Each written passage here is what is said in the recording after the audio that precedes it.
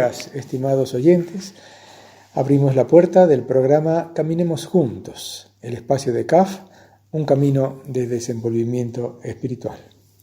Estamos en esta mesa hoy compartiendo el panel Juan Carlos, Manuel, Félix, quien les habla José, y en los controles siempre Roberto Pato Molina, dando todo su apoyo para la realización del programa.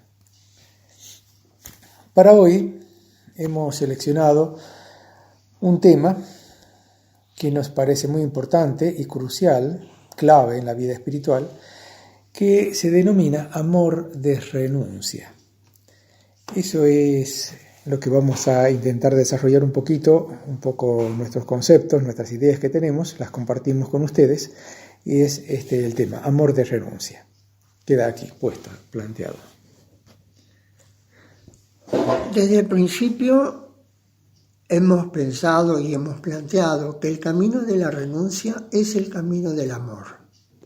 Pero es un camino que se gesta a lo largo de la vida y que crece y se desarrolla en la medida que la vida se va simplificando, se va haciendo más común con todo el entorno, en vez de separarse, se integra.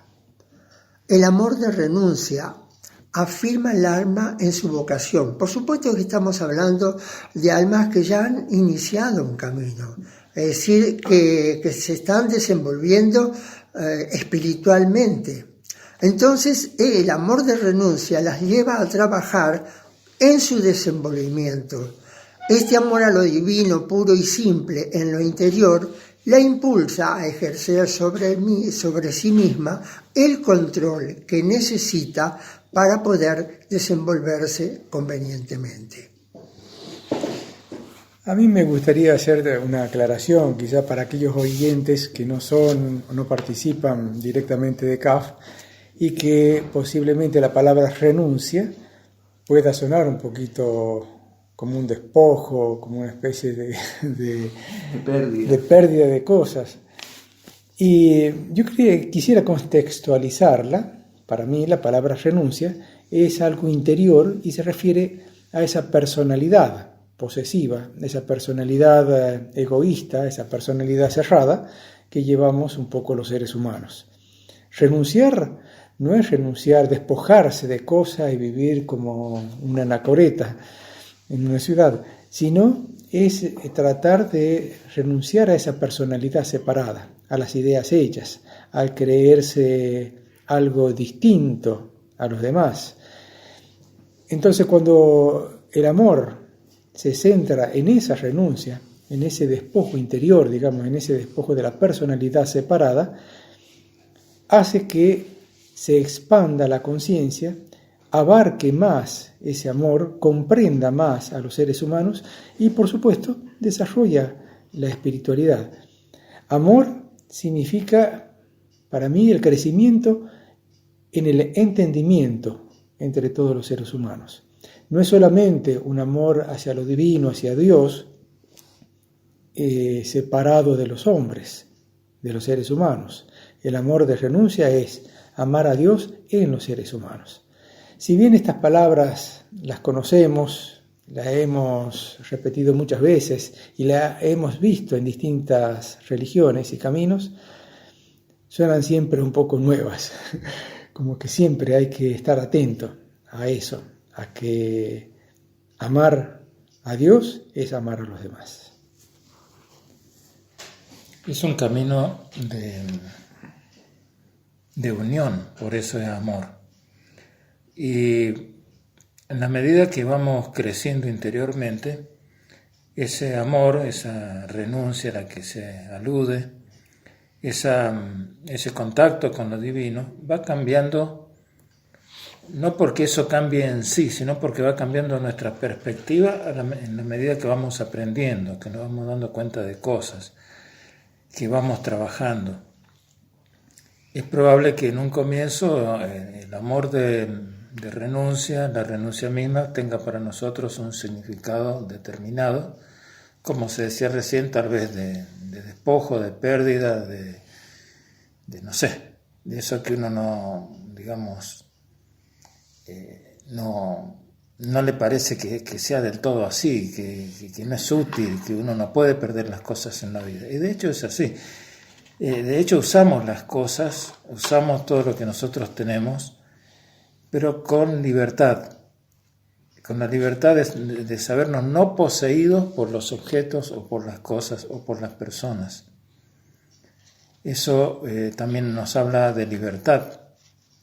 Entonces el amor de renuncia es un amor de unión con todas las almas, pero dándoles libertad, permitiéndoles ser lo que son, permitiéndoles que se desenvuelva lo mejor de cada una de las personas, de las almas. Esa libertad que menciona Félix, tan importante que es, y que expresa, es una de las maneras de expresar la libertad de renuncia, es libertad para que el alma, cuando dice algo, por ejemplo, sea recibido con cordialidad. Puede ser que no me agrade lo que esa persona ha dicho. Y yo puedo buscar la manera de armonizar con eso que ha dicho esa persona. Por ejemplo, si pregunta por algo que ha sucedido, supongamos el caso de que se haya roto algo. Yo puedo decir, ¿quién fue el que rompió ese vaso? Y tener un tono violento. Y otra cosa es pensar que la persona que rompió el vaso, porque el vaso solo no se cae de la estantería, ha tenido una falla, se le aflojó la mano, supongamos. Entonces, puedo preguntar, ¿alguien sabe cómo se ha roto ese vaso? Y traslado la cuestión a un aspecto de información y no de juicio y culpabilidad. También puede suceder que me encuentre con el vehículo que usamos habitualmente sucio, los vidrios, es decir, el parabrisas. Entro al vehículo ya con bronca. No manejo yo, maneja otra persona. Y entonces apenas salimos, digo, podrían haber limpiado este vidrio. Mire qué mugre que tiene. Esa es una manera de decir, ¿verdad? Y otra cosa es decir, bueno, en cuanto paremos en alguna estación de servicio, voy a pedir un servicio. Hay en tal estación que está en tal parte, los empleados son muy amables.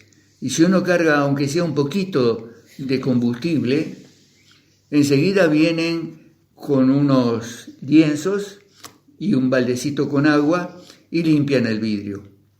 Es decir, tengo que buscar la manera de renunciar a eso que decían recién la personalidad corriente, es decir, la persona que es acusadora, la persona que es enjuiciadora, la persona que se olvida que ella misma también comete errores.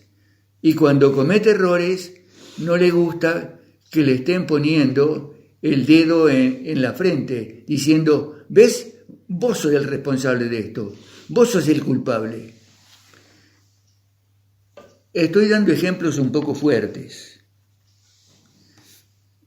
Acá mis compañeros van a dar otras ideas. Yo agregaría que el trabajo del amor de renuncia es un trabajo que tenemos que hacer, pero es un trabajo constante. Yo diría que va de a poco, quizás a veces pareciera demasiado lento, pero es así. Es granito de arena por granito de arena, pequeño, constante. A veces parece insignificante, a veces parece como que no adelantáramos, pero hay que seguir con la conciencia de que ese es el trabajo. A medida que vamos resolviendo cosas, nos damos cuenta que entra una plenitud, entra un avance, entra una nueva perspectiva, hay una nueva conciencia de las cosas. Y yo creo que también un punto importante que otras veces hemos hablado es que las personas que son las que más nos cuestan el trato son las que más nos enseñan, mucho nos enseñan. Siempre tenemos alguna persona allegada, amiga o conocida que nos resulta un poquito más difícil el entablar una conversación o el comprender una idea o el compartir un criterio. Y entonces es como que no podemos desarrollar bien el amor. A mí me parece que eso muestra que tenemos algo importante para trabajar. Ver cuál es el terreno común, ver cuál es el punto de coincidencia, o estar abiertos a ver cuáles son los otros criterios o las otras ideas para ver si son mejores que las propias o cómo podemos complementarlas para que crezcamos juntos. El amor de renuncia es ese trabajo constante, diario, quizás pequeño, como decíamos antes, pero constante, que hace que paso a paso podamos expandir esa conciencia y tener más comprensión entre los seres humanos. Pero hay una cosa, un pequeño detalle que tenemos que tener en cuenta. La palabra amor tiene muchísimas connotaciones. Claro. Y es común llamar amor a muchas cosas como los sentimientos que se desvanecen rápidamente con el tiempo y los cambios. También se llama amor al instinto, a la pasión, al compañerismo, a la amistad. Se usa la palabra para expresar anhelos interiores de plenitud y libertad espiritual. Pero ojo, estoy diciendo anhelos, no estoy diciendo estados. Esto confunde muchas veces a las almas que buscan ilusionada en lo pasajero un sentimiento de amor que dé significado a su vida. Al no hacerlo sienten que el amor las defrauda. ¿De qué amor estamos hablando? Hay que comprender que la plenitud no se alcanza con un sentimiento pasajero que se desgasta con el tiempo y los cambios. Estamos hablando de un amor real. El amor real es el amor de renuncia. Ese toque a que está aludiendo Manuel en este momento me parece realmente importante, porque nosotros como seres humanos, todos los seres humanos, necesitamos descubrir el verdadero amor. A veces mal juzgamos a otras personas porque no coincidimos con su forma de ver o de vivir el amor. Pero el amor siempre es amor, y si uno deja que se desenvuelva, al final va guiando al alma, a la persona a través del tiempo, a un amor más profundo. Yo creo que hay que reconocer en cualquier amor esa búsqueda interior de la persona de algo más sublime, de algo mejor, de algo distinto, de algo que es que la supera, que la contacta con lo divino. Sí. Podríamos dar algunas pautas. Por ejemplo, respecto a lo que decía Félix. Cuando el alma aprende a ejercer control sobre sí misma y reservar sus energías, es cuando comienza a crecer en ella el amor de renuncia. El alma no malgasta sus energías porque se hace consciente de su potencial y del bien que puede hacer con su trabajo, pero tiene que reservar esas energías.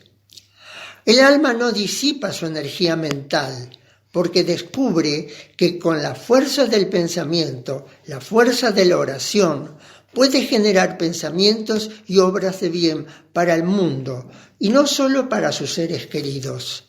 El alma no utiliza en forma egoísta su energía espiritual, porque comprende que solo a través de la ofrenda se une a lo divino y a las almas. Bueno, creo que fue un pantallazo. Podría agregar que el amor de renuncia da sin esperar nada.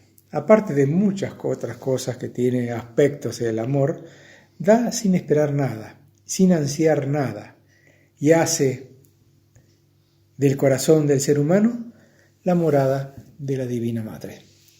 Así termina la enseñanza, como diciendo, cuando el alma da sin esperar nada, es como que Dios mismo está entregándose así.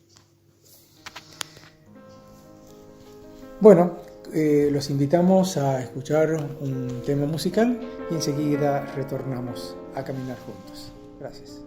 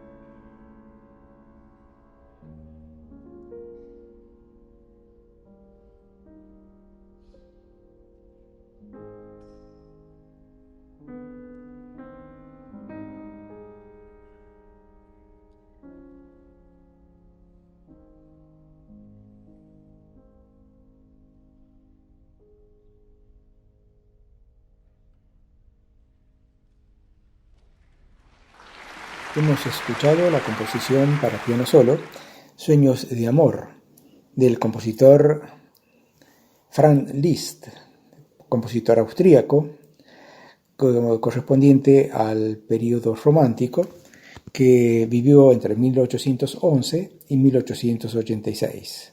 Fue un virtuoso pianista, director de orquesta, profesor de piano, arreglista y seglar franciscano. Esta es una de las obras más conocidas de su producción, y la interpretación corresponde al pianista de origen chino, Lang Lang. Estamos en el programa Caminemos Juntos, un espacio de CAF, un camino de desenvolvimiento espiritual. Para escuchar en vivo a través de internet, poner en la barra de direcciones fm-medio-flash.com, todo con minúscula. Hacer clic donde dice en vivo. Para escuchar en diferido, poner en el buscador CAF Caminemos Juntos. Luego hacer clic en la solapa donde dice videos. Para informarse sobre el camino en la web, www.caf.org, o bien el correo para nosotros, los integrantes de la radio, infocaf@gmail.com. Los teléfonos, el fijo de la radio 03546 420 007, o bien el 15 53 81 09 o 15 53 81 12. Continuamos en el programa Caminemos Juntos, el espacio de CAF, un camino de desenvolvimiento espiritual. Otra vez tenemos una conexión con Buenos Aires. Del otro lado de la conexión, de la pantalla, porque es una videollamada, está Miguel Tausig. Miguel Tausig es profesor de geografía en las escuelas Waldorf, es miembro de CAF de hace muchos años, tiene mucha experiencia, muchísima experiencia por todos los viajes alrededor del mundo, donde ha conocido culturas, idiosincrasias, tradiciones, formas de comportamiento de la gente, de lo más variado. Así que lo tenemos aquí también para consultarle muchas cosas respecto a esto. Para que nos cuente. Sí. ¿Qué tal? ¿Cómo le va? ¿Cómo le va, Miguel? ¿Cómo está? Muy bien, muchas gracias, un gusto verlos y escucharlos. Bueno, igualmente, Miguel. Había un tema que nosotros hemos hablado un poquito, así fuera de micrófono, sí, que es el trabajar juntos, el formar equipos. Sabemos que en todas las partes, en todas las empresas, en todos los lugares hay ciertas formas de equipo, algunos mejores, otros no tanto. ¿Y qué experiencia, qué podrías contarnos sobre este trabajar juntos que nos sea útil de su experiencia en otras partes del mundo? Bueno, recuerdo que en una oportunidad estábamos en la zona de la quebrada de Humahuaca y estamos visitando un lugar que está a unos 9 kilómetros de la ciudad de Humahuaca, que se llama Coctaca. Es un camino de tierra y mucha gente no va hasta allí, sino que se queda en Humahuaca nomás. Pero es un lugar muy interesante desde el punto de vista incluso arqueológico, porque tiene restos del sistema de agricultura que se utilizaba allí, con muchas terrazas. Con terrazas porque el terreno obviamente tiene pendiente, entonces para nivelar la tierra y poder cultivar se hacen terrazas, pero también se hacen las terrazas para poder tener irrigación. El agua que baja de las montañas, que pueda ir a las distintas terrazas para poder humedecer la tierra donde están los cultivos. Y cada tanto también hay algunos tanques donde se guarda el agua, porque allí la lluvia es escasa, está más o menos desde mitad de diciembre a mitad de marzo. Toda la lluvia que cae es en esas épocas y al resto no hay lluvias. Claro. Hay pocas precipitaciones, entonces se guarda esa agua para tratar de utilizarla lo más posible una vez que se acaban las lluvias. Sí. Pero bueno, todo esto es algo que todavía hoy día alguna gente lo sigue usando, pero esto fue hecho hace cientos de años atrás y uno puede ir y visitar el lugar. Es muy interesante ver todas esas terrazas, un amplio sector. Y estábamos justamente en una oportunidad con la familia visitando este lugar, caminando por esas terrazas que en ese momento no tenían cultivos, viendo los canales de irrigación, y en un momento sentimos voces humanas. Ajá. Y miramos para todos lados, no veíamos a nadie. Entonces nos mirábamos entre nosotros. ¿Ustedes escuchan voces? Sí, pero no hay nadie. No sabíamos si alguien nos estaba haciendo una broma o qué. Pero seguimos caminando, mirando todo, y cada vez escuchamos las voces más cerca. Y nos dábamos vuelta, miramos para todos lados y no veíamos a nadie. ¿Qué sería, Y estaban hablando en el idioma de los collas, en el runasini, que es el nombre sí que le dan a la lengua de los aymarás y de los quechuas. Sí. Pero no veíamos a nadie. Hasta que finalmente nos dimos cuenta que había personas trabajando dentro de uno de esos grandes tanques de piedra que estaban allí. Nosotros no los veíamos porque el tanque es como si fuera un gran cubo de piedra con la parte superior abierta, y cuando llueve el agua se acumula ahí y después por canales de irrigación se lleva a otros lados. Claro. Estaban ahí adentro, entonces escuchábamos las voces que incluso retumbaban por el eco, pero no veíamos a nadie. Y entonces, bueno, nos acercamos y saludamos, y claro, estas personas lo que estaban haciendo estaban limpiando ese tanque y las salidas hacia los canales de irrigación, porque estábamos en noviembre y dentro de unas semanas iba a empezar la época de lluvias, y lo estaban limpiando para poder acumular bien el agua y utilizarlo para esa temporada. Entonces, ahí va toda la gente del pueblo, iba a los tanques en distintos lugares de Coctaca para poner todo en condiciones. O sea, esos tanques son de uso común para las distintas tierras que tienen que cultivar. Son propietarios distintos que usan el mismo tanque para el riego así en grupo, para todas las personas. Para todos, porque todos usan, digamos, el agua que se acumula después se manda por los canales de irrigación a las distintas parcelas. Pero es importante poder conservar el agua y que los canales de irrigación estén despejados. Claro. Entonces, esto es lo que ellos llaman el chupanacui, que ellos lo traducen como mancomunidad, y quiere decir que es un trabajo de todos para todos.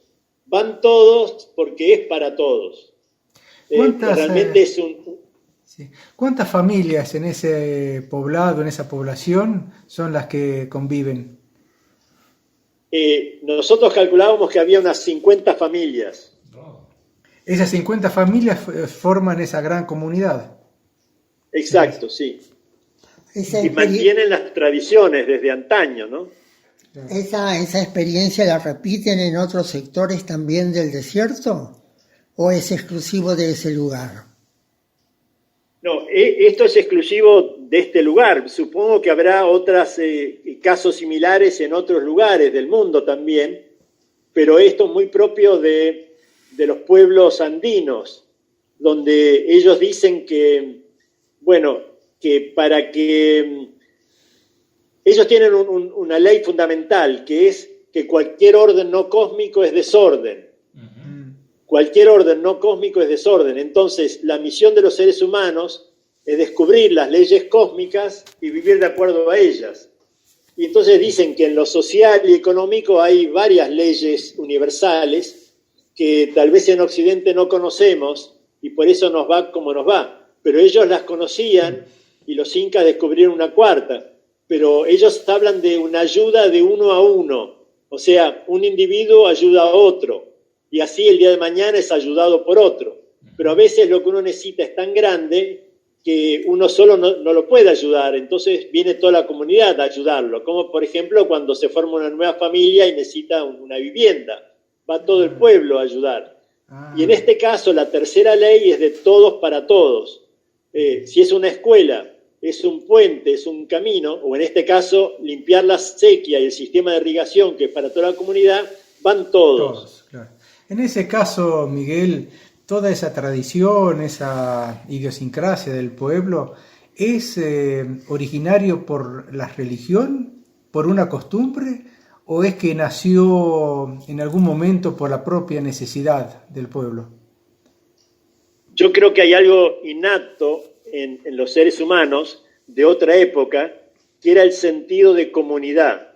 Y cuando uno vive en sentido de comunidad, esto va surgiendo. Y uno lo puede desarrollar más, lo puede desarrollar menos, pero todo lo que tiene que ver con el apoyo mutuo, la cooperación, es parte de lo valioso de la comunidad.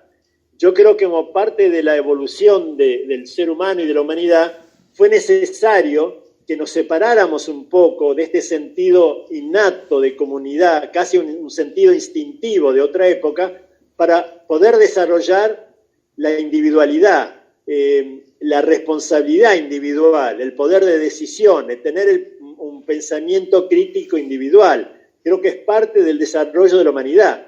Pero ahora lo que pasa es que también se ha desvirtuado, y vamos al egoísmo y al egocentrismo. Entonces ahora creo que nuestra responsabilidad es poder, desde la individualidad y por propia decisión, no ya porque lo fuerza la sociedad o la tradición antigua, sino desde nuestra individualidad, darnos cuenta que hay que volver al apoyo mutuo y al sentido de comunidad, pero desde un sentido de libertad, de decisión individual, de vivir en comunidad. Claro. En ese como sentido... están haciendo ustedes, que fue una decisión de ustedes. Sí, pero... Nadie los obligó. Ahora, ellos indudablemente cultivaban cosas para su alimentación y también generaban una economía cerrada o de intercambio con otros pueblos. Sí, era importante el intercambio con otros pueblos también, porque según incluso la altura del nivel del mar, uno puede cultivar distintas cosas. Claro, entonces también es importante, y de hecho en muchos lugares se encuentran restos arqueológicos que no pertenecen a ese lugar, lo cual demuestra que ha habido interacción entre las culturas. Incluso hay un famoso lugar enigmático en el sur de Perú que llaman las líneas de Nazca, que se ven desde el cielo, pero no se ven cuando uno está en tierra, en el terreno. Sí. Y parte de esos dibujos son figuras de arañas, de monos, de colibrí, que en el desierto del sur de Perú no hay. Eso viene de la zona amazónica, lo cual demuestra que hubo contacto entre ellas. Y una demostración la tenemos nosotros todos los días de ese antiguo contacto entre los pueblos originarios de nuestro continente. Cuando ustedes toman un mate, la yerba mate es de los pueblos guaraníticos, pero la palabra mate es quechua, que quiere decir recipiente. Entonces, fíjense qué interesante que cuando nosotros tomamos un mate, estamos usando una palabra quechua para una yerba que es guaraní. Pero esto demuestra, la simbiosis. Demuestra que realmente hubo contacto entre ellos desde hace mucho tiempo atrás, ¿no? Sí, sí. Ya que tomó ese tema de las líneas de Nazca, ¿las ha conocido, Miguel? ¿Puede contarnos un poquito de qué se trata? ¿Cómo es eso? Sí, tuve la suerte de poder verlas. Siempre nos había llamado la atención y la habíamos visto en fotografías de gente que lo estudió. Y bueno, en una oportunidad que pudimos ir al sur de Perú, llegamos hasta Ica, que es un pueblo que está cercano, y de ahí uno puede tomar avionetas que sobrevuelan el lugar. Y desde ahí se pueden ver las líneas. Cuando uno está en el terreno caminando, realmente... no se da cuenta, no las puede ver, no las puede notar. Uno ve un terreno irregular, pero no puede ver la figura que se ve desde el aire. Claro. Y ahí viene la pregunta que todavía no está respondida de ¿para qué se hicieron? Claro. Y además, no solo para qué las hicieron, sino cómo las hicieron. Claro. Porque bueno, con conocimiento de geometría uno lo podría hacer, pero ¿para qué lo hacen si ellos no lo podían ver? Ahí vienen todas las teorías de que eran para los dioses. Sí, yo he leído que esas líneas de Nazca son para ser vistas desde una aeronave, que en épocas muy remotas había viajes aéreos entre zonas de Asia, mejor dicho, Cercano Oriente y Nazca. Entonces, desde el aire, como usted dice, en una avioneta se ven y señalan, según parece, un lugar, las líneas, confluencian hacia un punto. ¿Es así? La verdad que eso no puedo llegar a respondérselos. Pero sí, la teoría es esa, de que lo hacían por esas supuestas aeronaves que llegaban al lugar. ¿No me escuchan bien? Sí, creo que escuchamos bien. Sí. Bueno, yo realmente no puedo responder a eso, pero otra teoría que se estuvo dando vueltas es que en ese lugar, que hay bastante viento, podrían haber practicado algo parecido al aladeltismo. Entonces ellos no tenían aeronaves, pero ellos podrían haberse elevado con aladeltas y entonces ver las figuras desde el aire. Eso es otra teoría que hoy día se está manejando, ¿no? Claro. Pero bueno, son todas teorías y Miguel, tendríamos que volver atrás. Miguel, una pregunta que me causa cierta interés. Esas líneas de Nazca que tienen ya tantos años, yo diría siglos de duración, ¿con qué material están hechas? Porque con pintura no puede ser, porque el tiempo las hubiera ahorrado. Son piedras. Sí, todo el terreno ahí es pedregoso y es como que han hecho algunos huequitos o puesto piedras de otros colores y con eso se van haciendo los dibujos. Cuando uno está en el terreno, realmente, bueno, puede ver que hay piedras de distintos colores, puede ver que hay como pequeños ranuras o túneles, pero uno no llega a ver la figura total, ¿no? Claro. Porque son tan grandes que desde el suelo no se ven. Uno lo que ve es piedras de distintos colores y un poco de irregularidad en el suelo, pero no más que eso, ¿no? Ahora, Miguel, ¿eso no es cubierto por la maleza? No, es un lugar muy desértico y casi no hay nada de vegetación. Uh-huh. Ahí lo podríamos asociar a quizás ese lugar, esa tradición, los que construyeron eso, con el ser libres. Porque si es como que me da la impresión de aquellos que construyeron o imaginaron eso, pensaron algo más allá de nuestro mundo, o de verlo desde el aire, o de una expansión muy especial, ¿no? ¿Cómo lo y ve es una posibilidad cierta. Sí, lo pasa que no sabiendo por qué lo hicieron o para qué, no podemos, digamos, especular sobre eso, pero es tan válido eso como cualquier otra, ¿no? Sí. Bueno, hemos hecho no sé, ¿hay algo más que queremos...? Bueno, a Miguel lo que se le pregunta responde. Bueno, entonces, ya es que tomamos el tema del ser libres, estamos trabajando esos temas que eran del mensaje de plenilunio del año pasado, y ¿qué anécdota o historia podría contarnos respecto de culturas que busquen ese ser libres, esa libertad? O que se expresen de esa forma. Claro.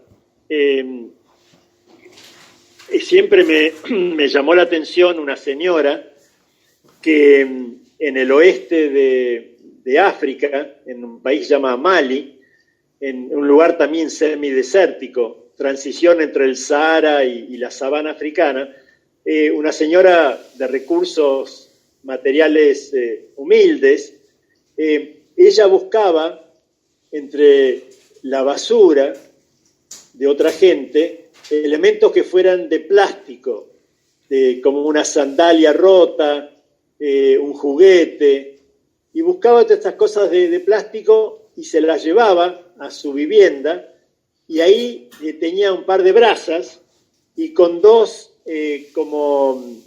varillas de metal, las tomaba, las partes de plástico las sujetaba con las dos varillas y las colocaba encima de las brasas. Las brasas calentaban el plástico, que por un lado se iba derritiendo pero que se quedaban pegadas a los extremos de las dos varillas. Y ella iba alargando las varillas para que el plástico se derritiera, no se cayese encima las brasas, sino que al estirar las varillas, ella iba estirando el plástico, el trozo de plástico que tenía entre las dos varillas. Y a medida que lo largaba, se formaban como largos hilos. Y cuando ya había obtenido el hilo del grosor que ella buscaba, lo apoyaba en la tierra para que se enfriara. Y así tomaba otra pieza y lo volvía a hacer, incansablemente, todo el día.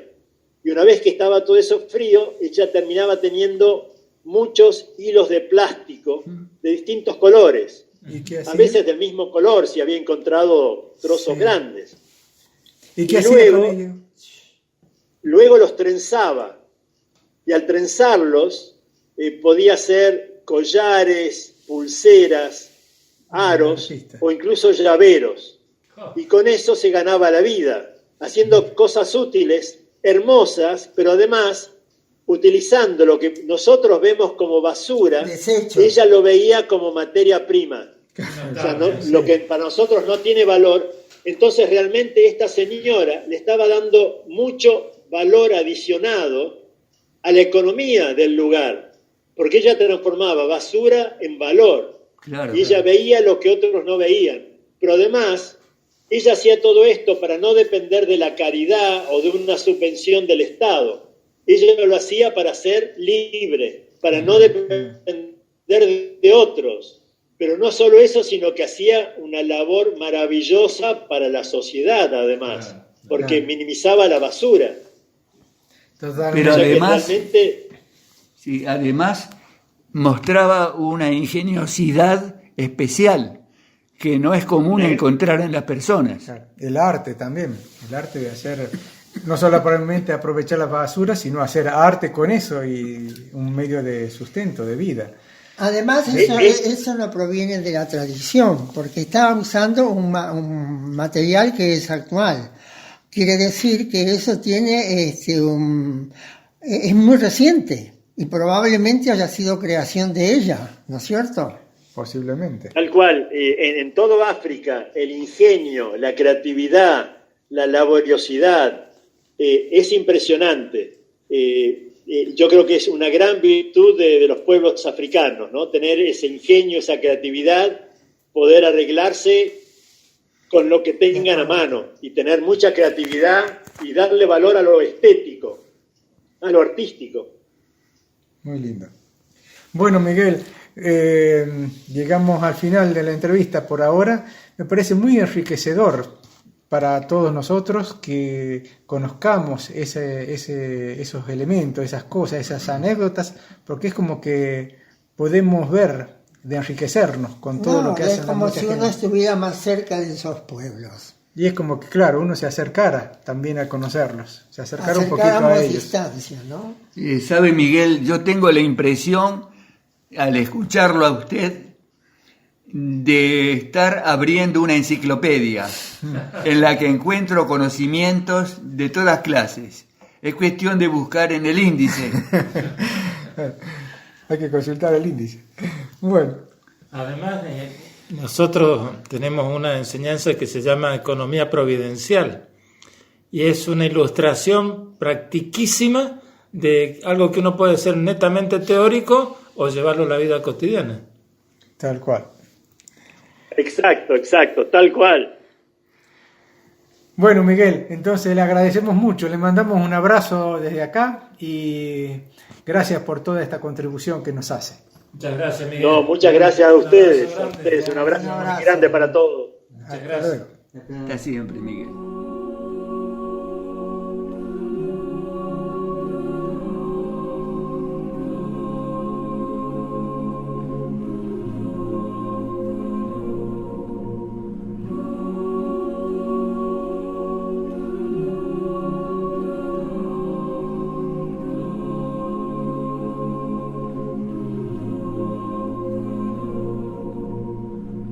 How do you keep the music playing?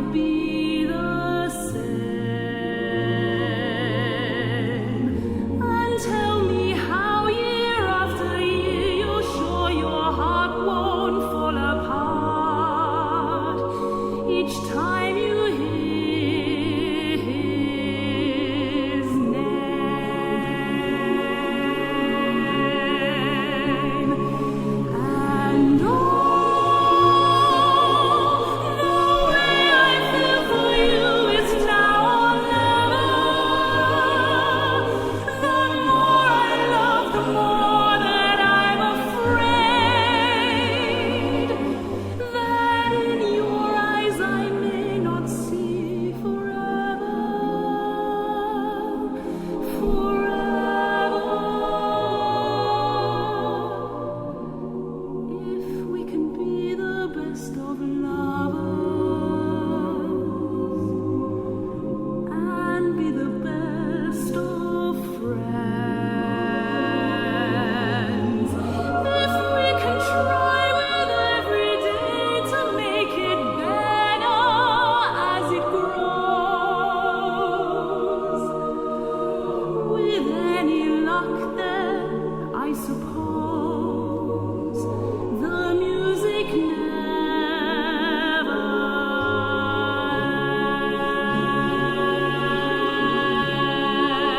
ends. And the way I feel for you, it's now or never. The more I love, the more that I'm afraid that in your eyes I may not see forever.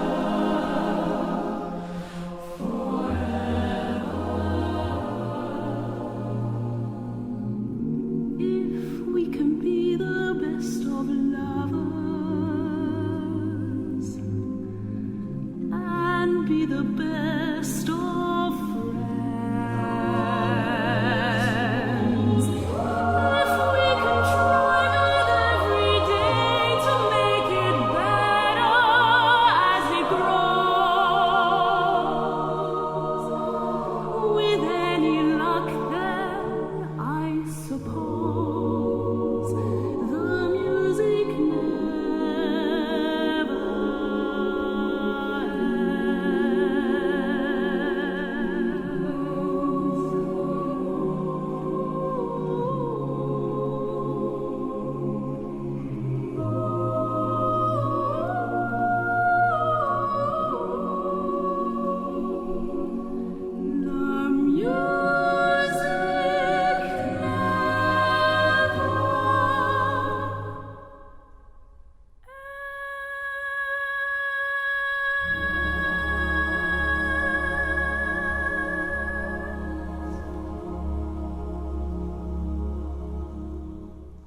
La canción escuchada lleva como título How Do You Keep the Music Playing, que quiere decir ¿cómo mantienes la música sonando?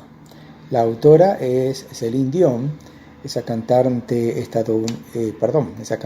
canadiense, nacida en Quebec en 1968 y que tiene una trayectoria muy muy grande.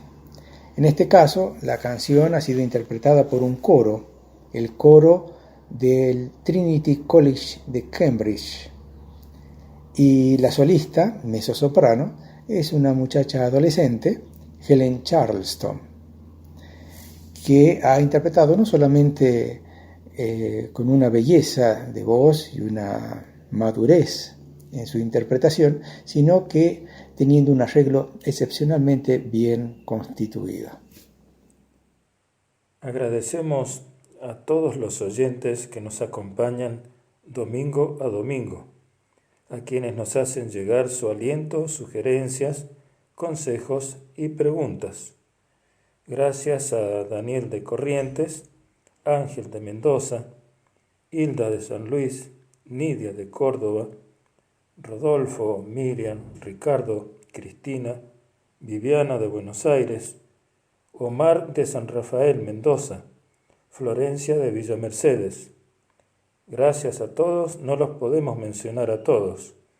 Gracias especiales a la colaboración permanente y silenciosa de Sandra. Y nada más y nada menos que al perseverante apoyo de nuestro operador Roberto Molina.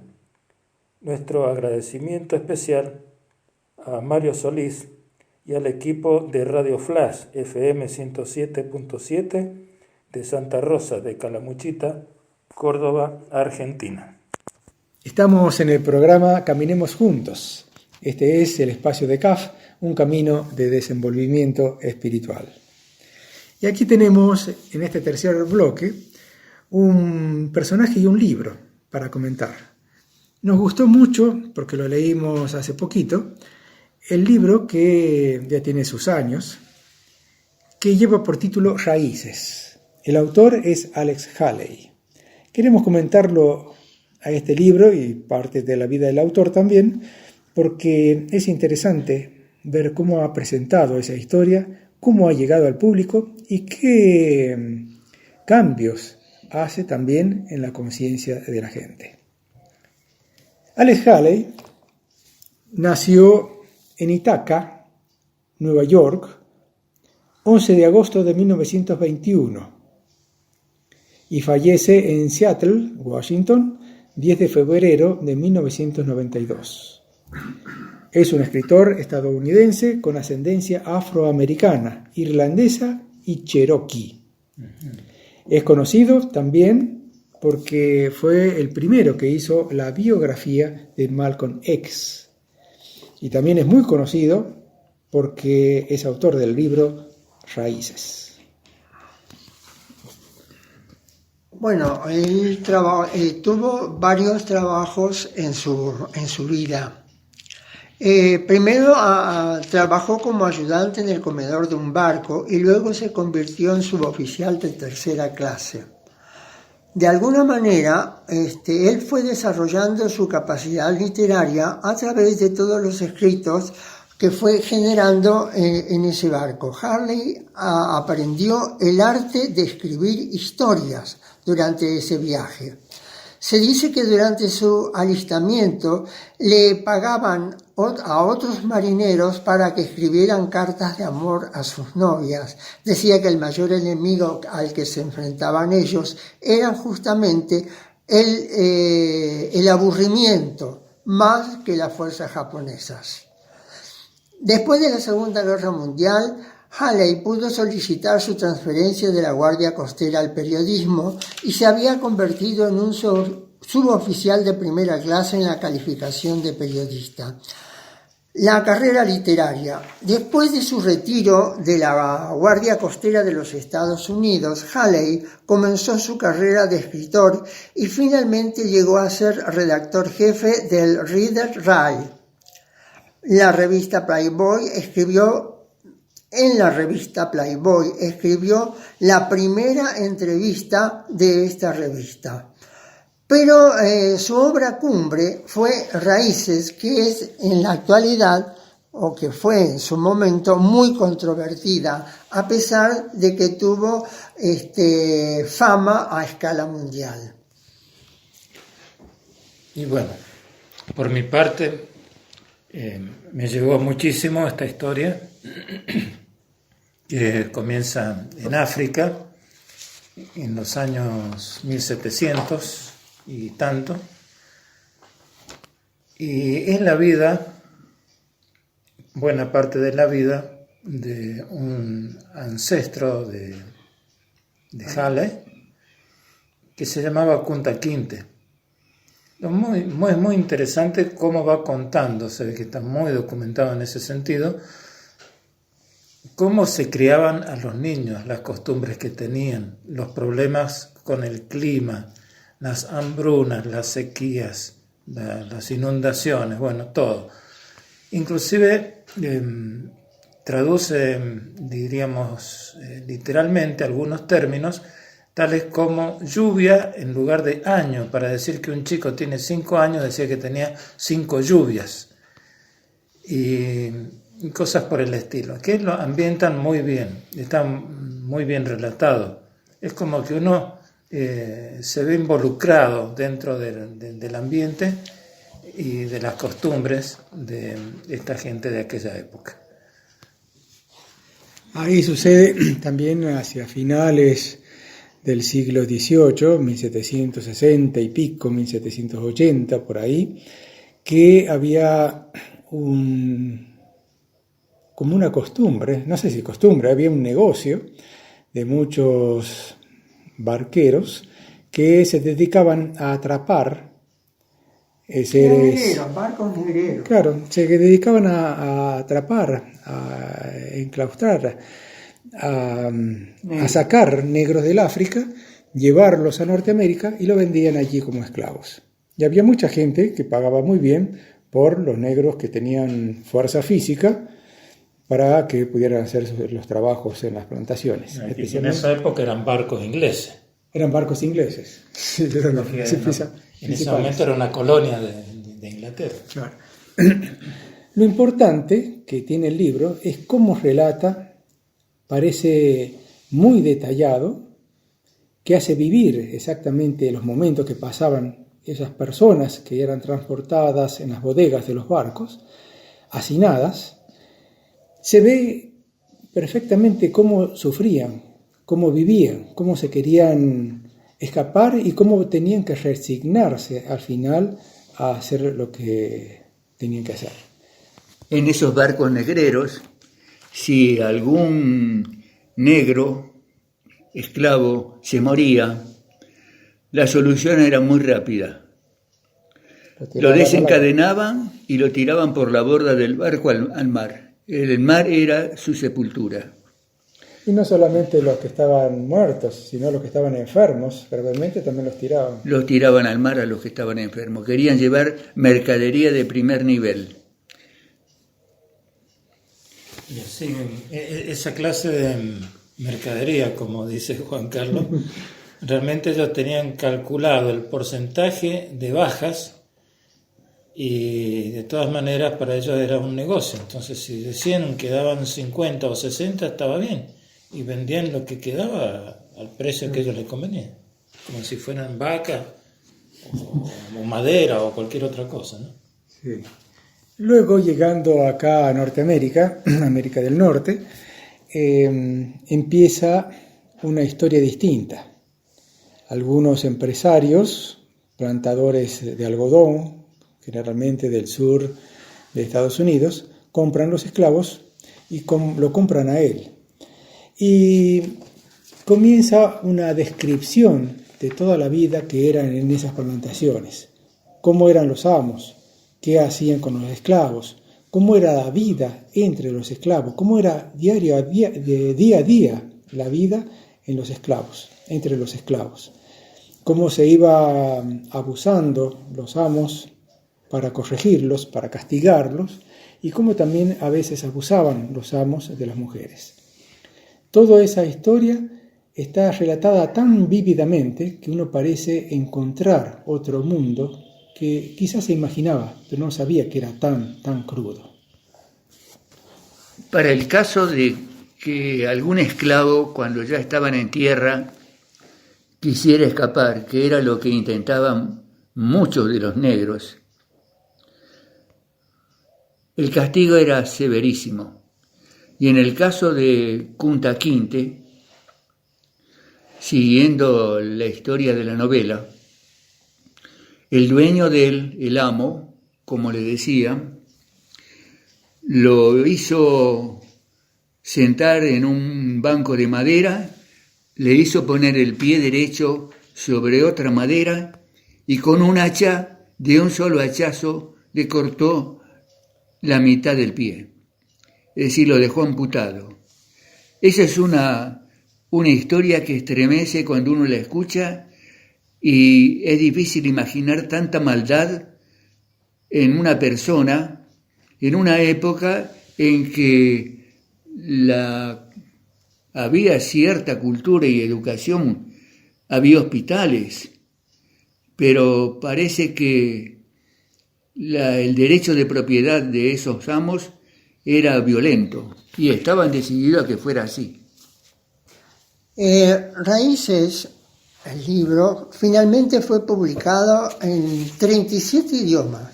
Haley ganó un premio especial por el trabajo en 1977 de la Junta Pulitzer.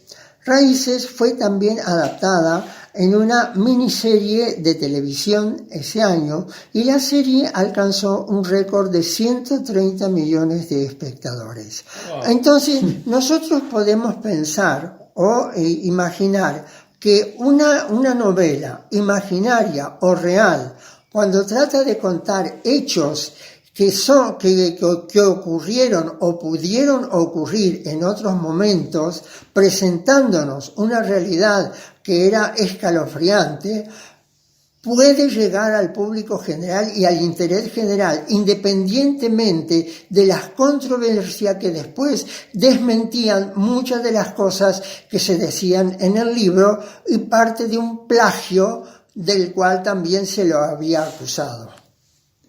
Sí. Hacemos un pequeño intervalo para ofrecerles un poco de música y continuamos enseguida.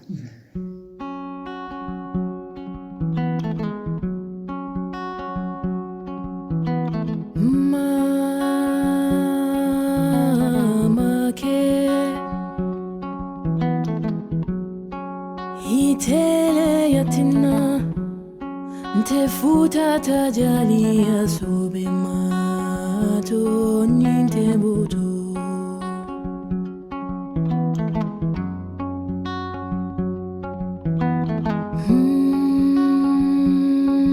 Mama ke itele yatina teye ninjalia silota kang futa nina roma.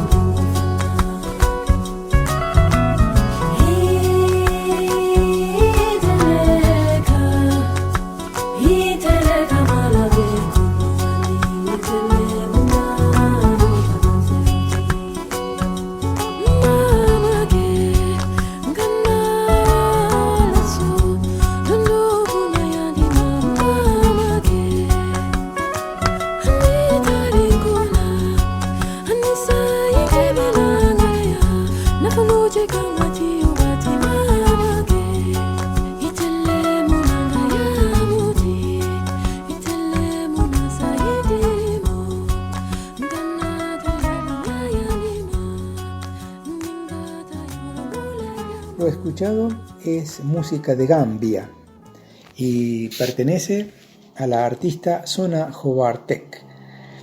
Ella nació en Londres, en el Reino Unido, el 17 de octubre de 1983, pero es una cantante e instrumentista de origen gambiano. Es la primera instrumentista profesional de kora. Ese es un instrumento parecido al arpa que ella ha difundido a través de todas sus giras. En sus interpretaciones incluye instrumentos autóctonos de Gambia, como el que dijimos, el kora, y los instrumentos de percusión, complementándolos con instrumentos eléctricos occidentales, como el bajo eléctrico y la guitarra eléctrica, haciendo una fusión muy, muy interesante. El tema escuchado se llama Mamaké, interpretado por Sona Jobartek. Continuamos con el programa Caminemos Juntos. Estamos conversando sobre Alex Haley.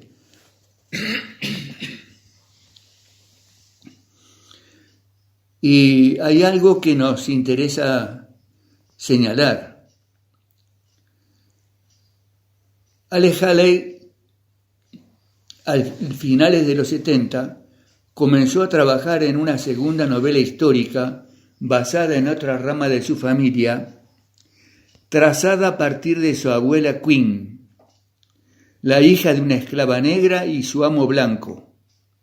Haley murió en Seattle, Washington, de un ataque cardíaco, sin haber concluido el relato, y fue enterrado al lado del hogar de su niñez, en Henning, Tennessee. A petición suya fue finalizado por David Stevens y publicado como Alex Haley's Queen, posteriormente que se convirtió en película en 1993. En sus últimos años, Haley había adquirido una pequeña granja en Norris, Tennessee, colindante con el Museum of Appalachia, con la intención de transformarla en su hogar. Después de su muerte, la propiedad fue vendida a Children's Defense Fund, que la denominó la granja de Alex Haley, y la utiliza como Centro Nacional de Formación y Retiro. Un granero abandonado en la propiedad de la granja fue reconstruido como un granero voladizo tradicional, empleando un diseño de la arquitecta Maya Lin. El edificio hoy sirve como biblioteca para el CDF. La galería principal de la Guardia Costera de Estados Unidos, el Training Center Petalum en Petalum, CA, fue nombrado Haley Hall en su honor. En 1999, la Guardia Costera de Estados Unidos honró a Haley bautizando un buque como Alex Haley. No es poca cosa el nombre de él viajando por los océanos de todo el mundo. Sí. Volviendo al libro Raíces, ya se dijo, pero quería resaltarlo, que es la investigación que él hace sobre sus orígenes africanos.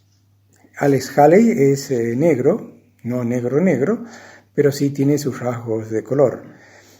E investigó los orígenes de su familia. Y así fue que llegó hasta ese hombre supuestamente llamado Kunta Kinte, que en una aldea que se llama Jufure, está en Gambia, en el África Occidental, que fue donde existió. Más allá de que si fuera real o no esa historia, Haley cuenta que cómo elaboró el libro. Hizo viajes al África. Según él, se encontró con unos señores que se llaman griots, que en esas aldeas se transmiten unos a otros, en generaciones, las historias de las familias. Historia vocal. Una historia vocal, y la van memorizando. Él cuenta que encontró un griot que... ¿Cómo es el nombre? Griot. Grios. Él cuenta que encontró un griot, mejor dicho, gente de allí del África se encargó de ubicarlo y se lo presentaron, y que este griot conocía la historia de esa familia, tanto que llegó a identificar esos primeros ancestros que llevaron a Kunta Kinte, después llegaron con Kunta Kinte aquí a América. Llega un momento que él va a visitar la aldea de Jufure y encuentra ese griot con quien conversa y llegan a identificarse de tal manera, llegan a reconocerse que hay un elemento común, que hay una sangre de ese lugar que lleva cada uno. Las mujeres, cuando se enteran que él es un descendiente de una familia de Jufure, hacen una acción que es interesante. Las mujeres traen a sus hijos y lo ponen en las manos de Alex Haley por un momento y después los retoman. Varias mujeres hacen así. Él cuenta que hasta 12 mujeres, cree, que llevaron a sus hijos, los pusieron en sus brazos y después los sacaron. Con eso querían representar que eran la misma familia, que los reconocían como sus ancestros, como parte de su familia, como parte de los africanos que fueron de la aldea de Jufure. Un hecho, si fue real, realmente muy conmovedor, muy conmovedor. Hasta el mismo Haley dice que lloró como un niño en ese momento. Bueno, el éxito del libro fue tal que cuando se publica se venden casi espontáneamente 67.000 ejemplares. En un día. Sí, Recibió una mención especial del premio Pulitzer y pocos libros han calado tan profundamente el sentimiento colectivo. Pero lo que yo quiero destacar es que muchas cosas no se dijo, que es el contenido del libro, porque el contenido del libro expresa lo que se vivió a través del tiempo en Estados Unidos o lo que vivieron los esclavos. Es decir, con sus distintos amos que tenían distintas modalidades de tratarlo. Algunos a base de latigazos y otro con más ecuanimidad, con más cabeza, digamos. sí, con Más ética. más justicia respecto de ellos. Pero todo eso constituye una verdadera historia y además establece el nivel en que vivían esas personas hasta alcanzar su libertad, que eran los primeros libertos, y dio lugar, por supuesto, a la Guerra de Secesión. Una de las cosas que destacan, de las tantas cosas que destaca el libro, cuando llega Kunta Kinte a América, y bueno, es un esclavo que quiere escaparse y todo eso, él desprecia de alguna manera a los otros negros porque se da cuenta que no tienen raíces, no saben quiénes son. Y él quería que su familia, los que siguieran después de él, supieran de dónde venían, que eran de una tribu mandinga, que venían de Gambia y todas esas cosas. Porque es lo que le da de alguna manera una unidad, un sentido a la persona.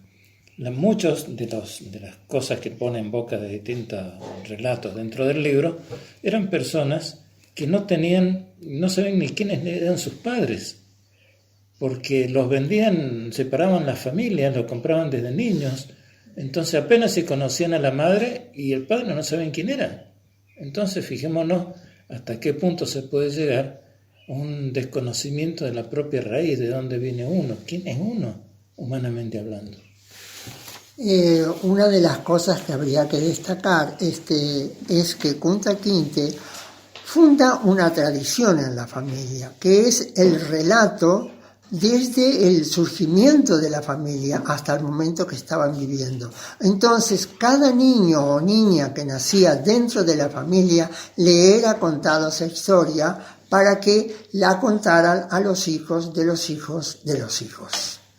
Así es. Bueno, llegamos hasta acá. Una cosa también interesante, que ese éxito que tienen los libros, las miniseries, las películas, es porque no solamente los negros compraron o las vieron a la película, sino blancos y toda la persona que estaba interesada en esa historia, en esa situación que se vivió en un racismo extremo, como fue este que se relataba. Les agradecemos que nos hayan acompañado hasta aquí y los invitamos, por supuesto, nuevamente para que caminemos juntos el próximo domingo a partir de las 9 horas. Muchas gracias.